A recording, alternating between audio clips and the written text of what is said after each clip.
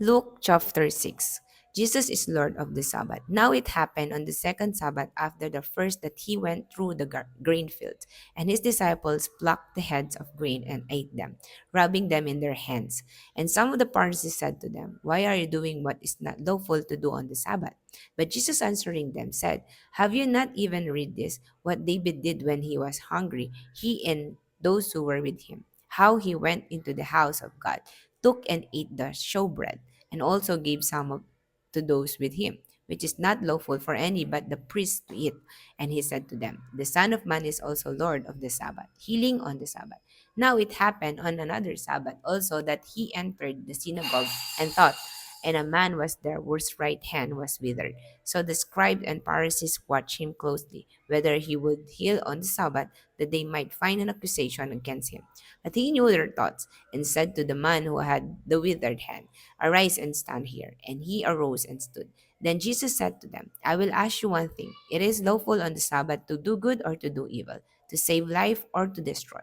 And when he had looked around at them all, he said to the man, Stretch out your hand. And he did so, and his hand was restored, as whole as the other. But they were filled with rage and discussed with one another what they might do to Jesus, the 12 apostles. Now it came to pass in those days that he went out to the mountain to pray and continued all night in prayer to God.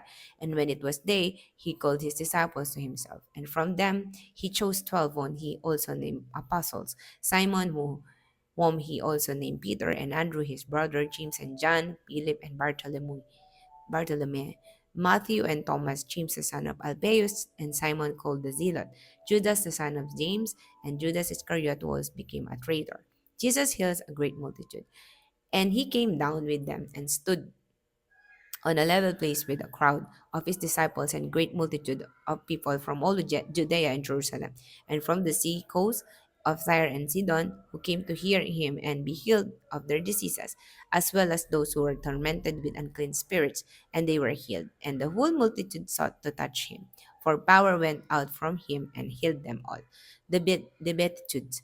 Beatitudes. Then he lifted up his eyes towards his disciples and said, Blessed are you poor, for yours is the kingdom of God.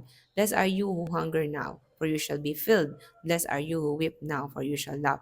Blessed are you when men hate you and when they exclude you and revile you and cast out your name as evil. For the Son of Man's sake, rejoice in the day and leap for joy. For indeed your reward is great in heaven. For in like manner their fathers did do the prophets. Jesus pronounced as was. But woe to you who are rich, for you to have received your consolation.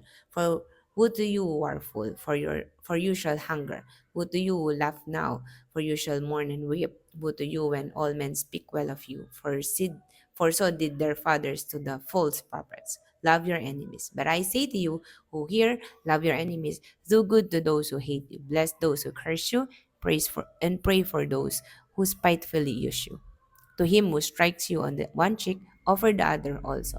And from him who takes away your cloak, do not withhold your tunic either. Give to everyone who asks of you, and from him who takes away your goods, do not ask them back. And just as you want men to do to you, you also do to them likewise.